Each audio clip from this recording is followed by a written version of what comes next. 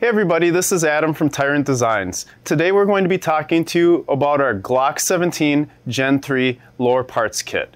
Tyrant Designs offers this kit for a Glock 19 Gen 3 or a Glock 17 Gen 3. Specifically today, we're going to show you the one for the Glock 17 Gen 3.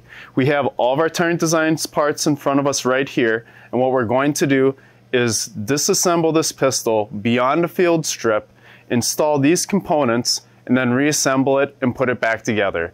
So that way, if you ever need to upgrade deteriorated components or replace pieces, you will know how with our Tyrant Designs Glock 17 Gen 3 lower parts kit. Let's get started. The first thing you want to do is field strip your pistol and remove the magazine. We've already done that, so we have three components here. We will not need the magazine or a complete upper slide assembly, so we're going to set those aside. Working with and looking at only your lower frame, the first thing you want to do is take out the frame pins. There's three different frame pins. You have one in the rear of the grip, and then you have two near the center of the frame, and we're going to take out all three of these to get started on the disassembly. To help yourself along the way, what you can do is have a Glock punch or just a correct size punch in general and knock these out gently with a hammer.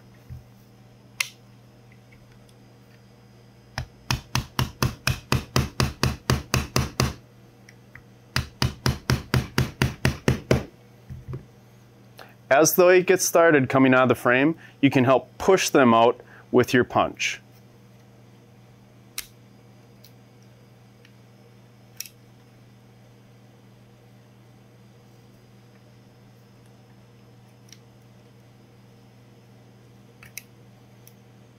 That's one frame pin. This second frame pin that we're working on sometimes has spring tension on it, so it may need to be wiggled as it's being driven out of the frame.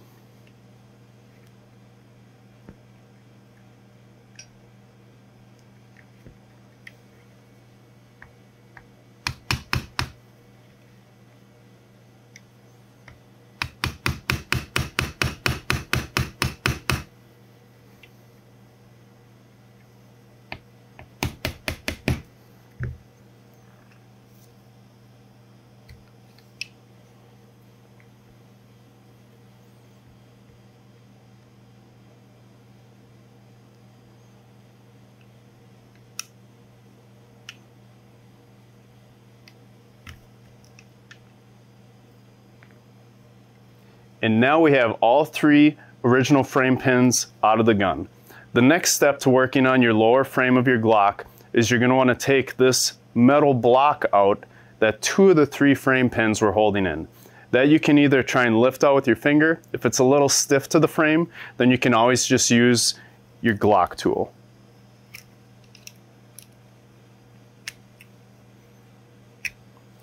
Now we have that block out, we can set that to the side.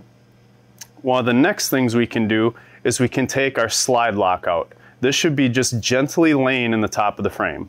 So this can be simply lifted out of place and set aside.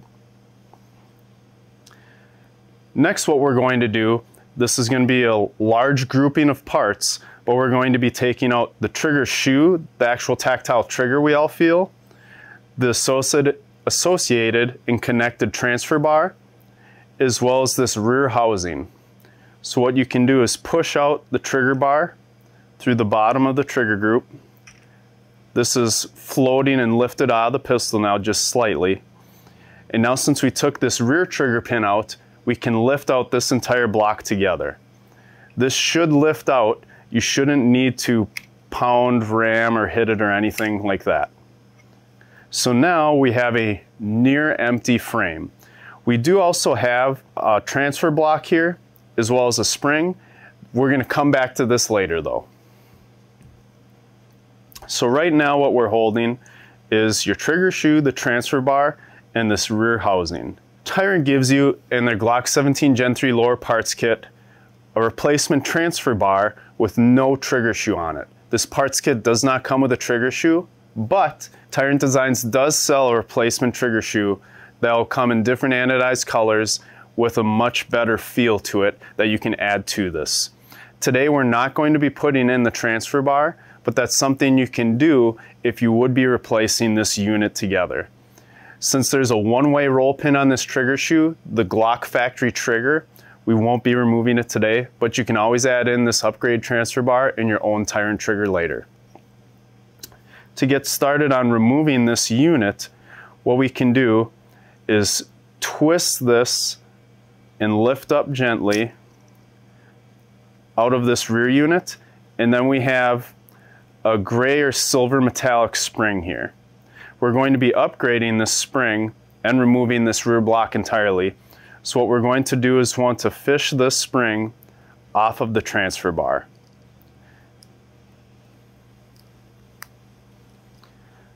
So now that we have the original Glock transfer bar and trigger shoe out of the gun, we're going to set that to the side with the rest of our original Glock components. Now we have this rear housing here, as well as a spring, and since we're going to be replacing all this wheel also just set aside for the time being. So now we're going to look at some of the replacement parts that you get in your Tyrant Designs lower parts kit. This is going to be your new and improved rear housing, but it's missing some pieces right now, so we're going to add those in. You have a connector right here, and this can be simply pushed in by finger. This you don't want to pound or hit with a hammer or anything. So this you can just put into place and just push firmly into the place that needs to be. Now that that's in place, what you can do is add your spring here. And the reason why I didn't take the spring off of our original block is this can be a guide to the orientation of how you should put in the new spring. If you look at it here, I'm going to turn and orient ours to the same way as the original one. You have an open end to your spring on each end, and you want to make sure that the open end is orientated and directed the same way as your original one. So right now I'm going to hook this in to this rear block here so they're looking the same.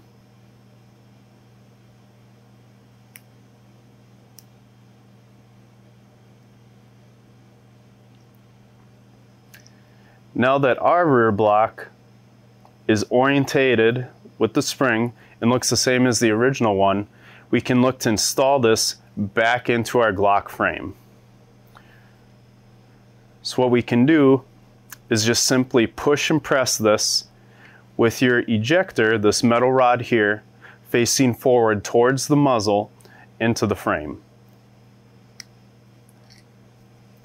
That's just something that's pressed in. Again, we don't want to pound or hit this because while there are metal components, there's a lot of plastic ones as well.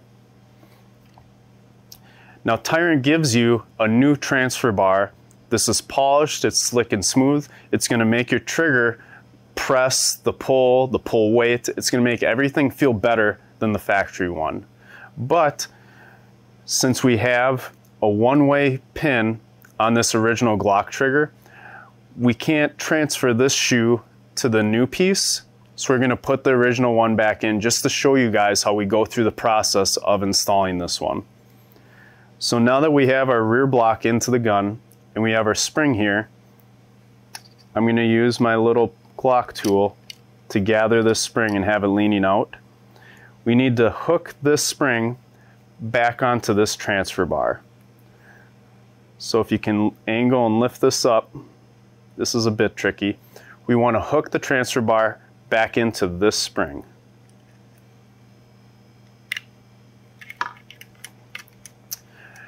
Now once we have the rear block and its spring hooked together, we're going to twist this into place. To do that, we're going to lift this back out, hook this in here, and now we can insert this back into the frame. So as one large unit, we can insert the trigger, shoe, transfer bar, and rear block into the frame. As you're putting this in, just like we said originally, we want this to be light, gentle. We don't want to pound on it or hit it at all. So you can press that in by finger, and now we have your rear block, a new spring, a new transfer bar, and in theory, a new trigger shoe that you purchased from Tyrant installed into your Glock frame. The next things that we're going to want to do is put in our original block, our slide lock, and frame pins. But before we get to that, what we're going to want to work on is this takedown bar as well as its spring. To take out the takedown bar and its spring, what you can do is push down on the factory spring, and then we're going to push the takedown bar out side to side through the frame. So what you can do is use your Glock tool or punch and push down on the take bar spring and then slide out the original one. Now that this one has been removed, we can put the new one in as well as change the takedown bar spring. To remove the takedown bar spring, you can use a needle nose pliers like we have available to us today. When you do this, this is firmly placed within the frame by Glock at the factory. And if you use a needle nose pliers, that is probably the most appropriate tool. But when you remove it, you may damage the original one. So when you take that out, just be mindful that this is going to pull hard. It is in there tight, and that's something that may be damaged when that occurs. We're going to leave this original factory one in here, but just to let you know, Tyrant does give you a replacement, and when you take out the original, it may be damaged. For the time being, we're going to leave this one in here. So next we can take the improved takedown bar that Tyrant gives you, and we can slide that into frame. This is just going to go in side to side, and just like we had previously pressed down on the takedown spring, we're going to do it again to put in the new one. Once it's in place, to function test this piece, you can just pull on it from both sides. It should have good spring tension and spring up, just like when you're disassembling your Glock. Now that we have this piece in place, we're going to put the loading block back in, as well as put your slide lock back in. First is going to be the slide lock. This gently just lays in place next to your trigger shoe. And then on top of these pieces, we're going to put in our loading block.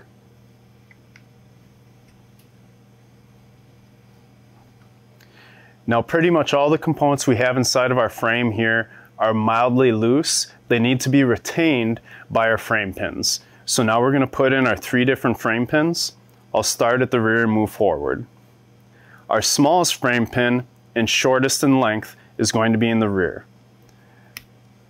This you can nearly push in by finger just like I've done, but you want to finish it with a punch so it's correctly spaced within the frame.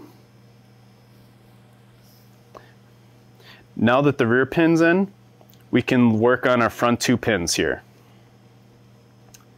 This top pin you can likely push in by finger as well, but you need to be cognizant of your slide lock.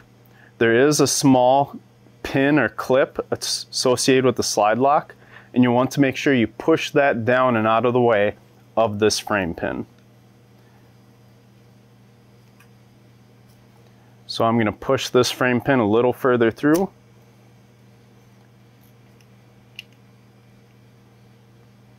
It's almost all the way through. We're going to just finish and drive this home with a hammer quick.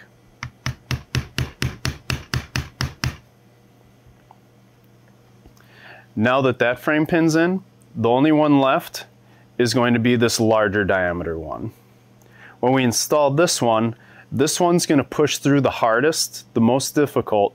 The reason being is it's going through multiple different components of the interior components of your Glock frame. So you don't want to just wail and hammer it harder.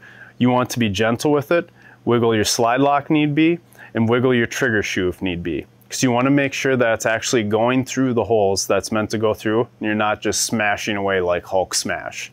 So like with this pin, we're going to gently push. It just went through our slide lock, so that's good. We can already function test this. It has good spring tension. Next, it should be going through our trigger. It's already gone through that. So now I've gone through 2 of the biggest pieces that this pin is going through. So I'm going to gently tap it home and finish it.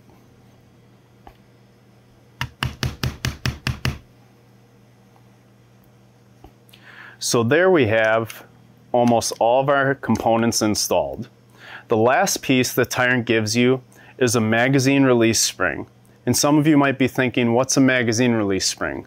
We have our magazine release on the side of the frame.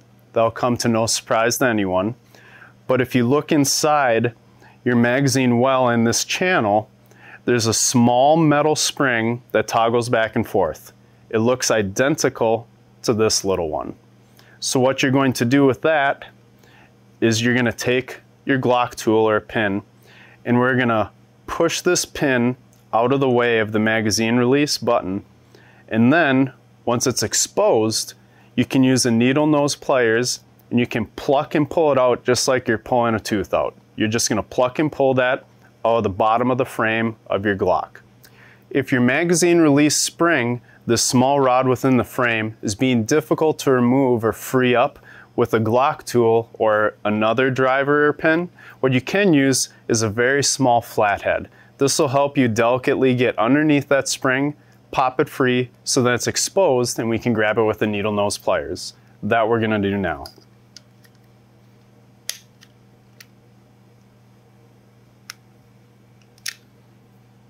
So now I have my magazine release spring exposed within the magazine channel, so I'm going to pluck it out with the needle nose pliers.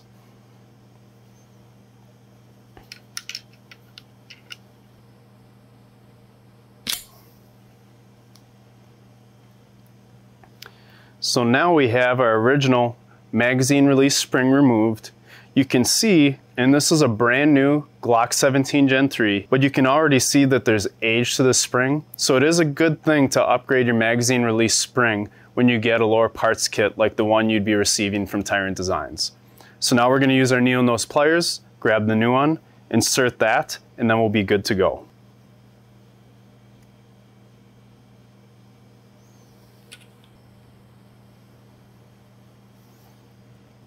Now once that's installed, we are done with the build of our Glock. The last thing to do is simply put a magazine in, put the slide back on, and you're good to go.